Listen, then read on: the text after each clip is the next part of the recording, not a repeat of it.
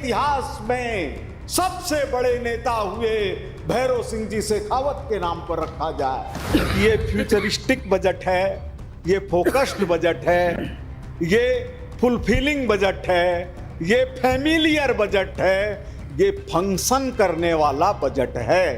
इस बजट के लिए मैं फिर एक बार पुनः हमारे चिकित्सा मंत्री जी को धन्यवाद देता हूं। किसी काल के अंदर कोई प्राकृतिक आपदा नहीं हो, अगर इसके ऊपर केवल सत्ता पक्ष की निंदा को प्रश्न बना लिया जाएगा तो फिर बचेगा कौन। वो कहते थे कि वेंटिलेटर के ऊपर मरीजों को रख करके जब तक पैसे की वसूली नहीं हो जाए तब तक धन वसूलने का काम कर, भ्रष्टाचार कर रहा है।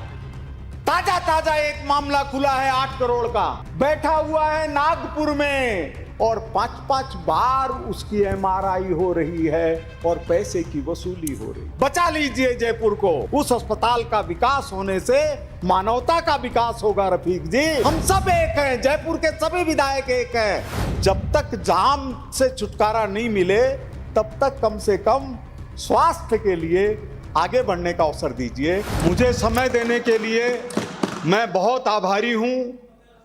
आदरणीय मुख्यमंत्री महोदय, वित्त मंत्री जी और चिकित्सा मंत्री जी का धन्यवाद ज्ञापित करता हूं एक अच्छे बजट के लिए।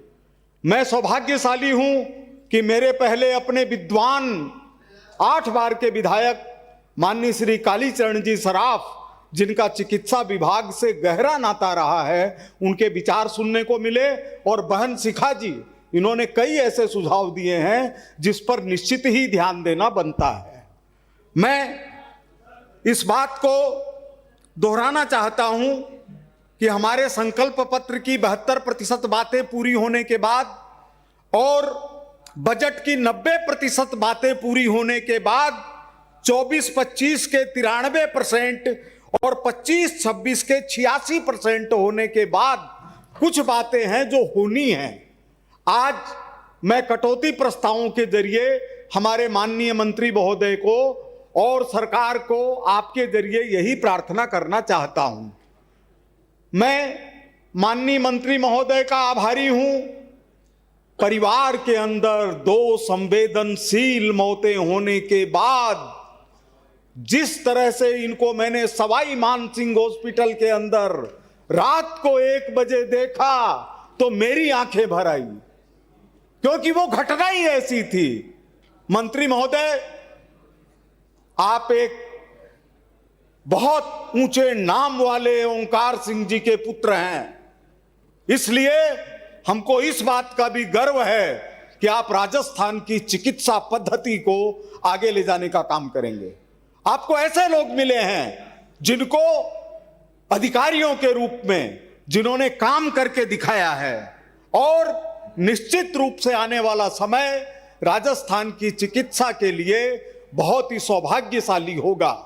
राजस्थान के अस्पतालों की दशा सुधरी है, चाहे हम SMS में चले जाए, चाहे काउंटिया में चले जाए, चाहे किसी भी अस्पताल में चले जाएं, वहां जो साफ सफाई, स्वच्छता का माहौल और चिकित्सकों की विनम्रता नजर आती है, ये पहली बार देखने के अंदर सामने आई है। मैं अपनी बात शुरू करूं उसके पहले मैं आदरणीय कालीचरण जी के द्वारा उठाए गए विषय कि गणगौरी बाजार के अस्पताल का नाम पंडित दीनदयाल जी के नाम पर और मेडिकल कॉलेज का नाम शेरे राजस्थान, भारत के अंदर लोकतंत्र के इतिहास में सबसे बड़े नेता हुए भैरव सिंह जी शेखावत के नाम पर रखा जाए। पक्ष और प्रतिपक्ष को एकमत होकर बात का समर्थन करना चाहिए कि जिन भैरव सिंह जी ने सदन की मर्यादाओं को बनाने में सारा जीवन लगा दिया, उनके नाम से मेडिकल कॉलेज होना ही चाहिए। आदरणीय महोदय, हमारे सिविल लाइन क्षेत्र के अंदर क्या विषय ही मैं रखना चाहता हूं, लेकिन मैं ये कहना चाहता हूं कि ये फ्यूचरिस्टिक बजट है, ये फोकस्ड बजट है, ये फुलफिलिंग बजट है, ये फैमिलियर बजट है, ये फंक्शन करने वाला बजट है। इस बजट के लिए मैं फिर एक बार पुनः हमारे चिकित्सा मंत्री जी को धन्यवाद देता हूं। आदरणीय महोदय, 27,000 करोड़ से ज्यादा के चिकित्सा के बजट जो 2023-24 के बजट से 73% ज्यादा है। ऐतिहासिक वृद्धि के लिए आभार। गोस्वामी तुलसीदास जी ने रामचरितमानस में यही कहा था, दैहिक दैविक भौतिक तापा, राम राज काहू ही नहीं व्यापा। हमारी आदर्श स्थिति यही होगी जो कोविड-19 के अंदर हम सब पूरे देशवासियों ने मिलकर के पूरे विश्व को दिखाने का काम किया कि हम किसी से पीछे नहीं, इसमें एक पार्टी नहीं, इसमें एक परिवार नहीं, इसमें सिर्फ सरकार नहीं, आम जनता एकजुट हो गई और जनता ने दिखा दिया कि हम किसी भी विषय में पिछड़े भी हो सकते हैं, लेकिन हमने दुनिया के अंदर इतिहास रच के दिखा दिया और कोविड-19 को सबसे सही तरीके से निपटने के मामले में विश्व में पहला नाम गया तो वो हिंदुस्तान का नाम था। हमारे प्रधानमंत्री नरेंद्र मोदी जी के नेतृत्व में सत्ता पक्ष, विपक्ष, सभी राजनीतिक दल, सभी समाज एकजुट होकर के खड़े थे। आदरणीय महोदय, मैं आपसे निवेदन करना चाहता हूं कि जिस तरह से अभी दीनदयाल जी और भैरव सिंह जी के नाम की बात आई, उसी तरह से नगर निगम, जयपुर नगर निगम ने एकजुट होकर पक्ष प्रतिपक्ष ने बीच की पट्टी हटाकर सर्वसम्मति से फैसला किया था कि ये जो जनाना अस्पताल है इसका नाम माता यशोदा के नाम पर होना चाहिए, ताकि आते ही बच्चे को लगे कि मां की गोद में आ गया हूं। थोड़ा सा ध्यान दे दीजिए, काम आगे बढ़ जाएगा। आदरणीय महोदय, हमारे क्षेत्र के अंदर ESIC हॉस्पिटल है जिसको मेडिकल कॉलेज बनाने का केंद्र सरकार फैसला कर चुकी है। जमीन की खोदाई चल रही है। मेरा निवेदन है कि वह सिविल लाइन क्षेत्र में होगा तो बहुत ही अच्छा लगेगा। लोगों को यह नहीं होगा फील कि ESIC हमसे दूर चली गई, और जमीन है, हम सब लोग मिलकर के कोशिश करेंगे। एक निवेदन मेरा यह करना है आदरणीय महोदय कि सिविल लाइन क्षेत्र के अंदर अगर सरकार जमीन उपलब्ध करवाए तो जन सहयोग से हम एक 100 बेड का हॉस्पिटल बनाना चाहते हैं। 100 बेड का हॉस्पिटल, उसका कोई मालिक नहीं होगा, जनता की समिति ही उसका फैसला करेगी और उसमें जो लोग जब भी जनप्रतिनिधि होंगे वो उसके निर्णायक होंगे। और वह जगह स्वेट फार्म के आसपास है, थोड़ी सी कालीचरण जी भाई साहब के पास है, थोड़ी सी सिविल लाइन क्षेत्र के अंदर है। कालीचरण जी की अगुवाई के अंदर हमेशा अच्छे काम हुए हैं, एक काम और भी दर्ज हो जाएगा। आदरणीय महोदय, एक मैं बात आपसे विशेष रूप से निवेदन करना चाहता हूं कि एक बार सवाल आया था विधानसभा के अंदर कि कभी ऐसा नहीं हो सकता जिस काल में कोई दुर्घटना नहीं हो, किसी काल के अंदर कोई प्राकृतिक आपदा नहीं हो, अगर इसके ऊपर केवल सत्ता पक्ष की निंदा को प्रश्न बना लिया जाएगा तो फिर बचेगा कौन? तो मैं पिछले दिनों एक दो दुर्घटनाएं हुई, रात को आदरणीय मंत्री जी भी मौजूद थे। बहुत से ऐसे कार्यकर्ता, सामाजिक कार्यकर्ता, उनमें भारतीय जनता पार्टी के कार्यकर्ता भी थे। रात को 1-1, 2-2 बजे सैकड़ों की संख्या में मैं खास करके बनी पार्क के कार्यकर्ताओं का धन्यवाद देना चाहता हूं। हम लोगों ने एक बीमार के हालचाल को संभाला। हरियाणा के भी उसमें थे, पंजाब के भी थे, लेकिन किसी को भी अकेला नहीं रहने दिया। मैं सदन के माध्यम से, पवित्र सदन के माध्यम से उन सभी कार्यकर्ताओं, समाज सेवकों, इन सब के प्रति अभिनंदन करता हूं, धन्यवाद करता हूं। एक महोदय, हमारे पूर्व ऐसे मुख्यमंत्री जिनको जनता ने 3 बार चुन करके राजस्थान का शासन करने का मौका दिया, उन्होंने अपना सारा जीवन राजनीति के लिए लगा दिया। वो एक बात कहते थे तो हम लोगों की दिल को शांति मिलती थी कि कोई बात ऐसा कहने वाला तो है। वो कहते थे कि वेंटिलेटर के ऊपर मरीजों को रख करके जब तक पैसे की वसूली नहीं हो जाए तब तक धन वसूलने का काम करते हैं। क्या वो किसी पार्टी के लोग हैं? नहीं, वो माफिया हैं, वो माफिया हैं। कोई भी पार्टी की सरकार हो, हम सब लोगों को जागरूक रह करके इस बात का ध्यान देना ही पड़ेगा कि वेंटिलेटर के ऊपर मृतक को रख करके परिवार से धन की वसूली घोर अपराध है, इसको माफ नहीं किया जाना चाहिए।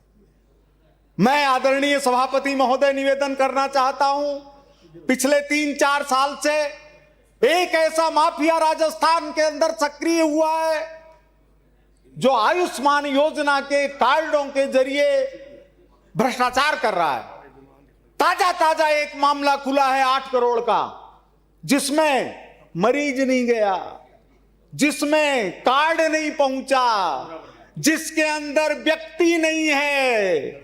व्यक्ति बैठा हुआ है नागपुर में और 5-5 बार उसकी MRI हो रही है और पैसे की वसूली हो रही है।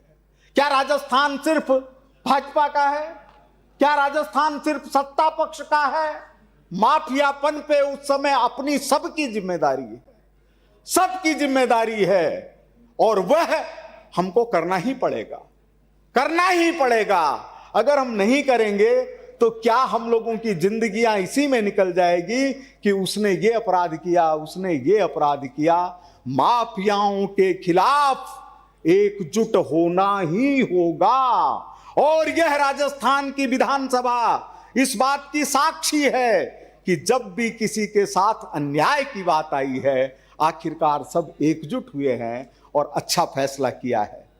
आदरणीय महोदय, मेरे 2-3 पॉइंट हैं खाली विधानसभा क्षेत्र के। सुभाष नगर के अंदर टीबी हॉस्पिटल है। स्वागत है भाई साहब, पधारिए। भाई आ गए? हाँ, अब मेरे भाई आ गए। टीबी हॉस्पिटल है, वहां पर 45.18 करोड़ की 45.18 करोड़ की स्वीकृति हो चुकी है। तो जो 10% काम बजट का बाकी है उसमें इसको जोड़ करके टीबी बहुत बड़ा खतरा है। 30% लोग अगर हार्ट अटैक से मर रहे हैं तो 10% लोग श्वसन रोग से मर रहे हैं। बचा लीजिए जयपुर को। आप जो 45.18 करोड़ की स्वीकृति है उस गंगा को आगे बढ़ने दीजिए, आगे बढ़ने दीजिए। इसी तरह से आदरणीय सभापति महोदय, 2 विषय और हैं सिविल लाइन से जुड़े हुए। 2 मिनट में आप 2 मिनट में मेरी बात खत्म हो जाएगी कि कांवटिया अस्पताल 15 मिनट दिए ने। 3 विधानसभाओं का संगम है।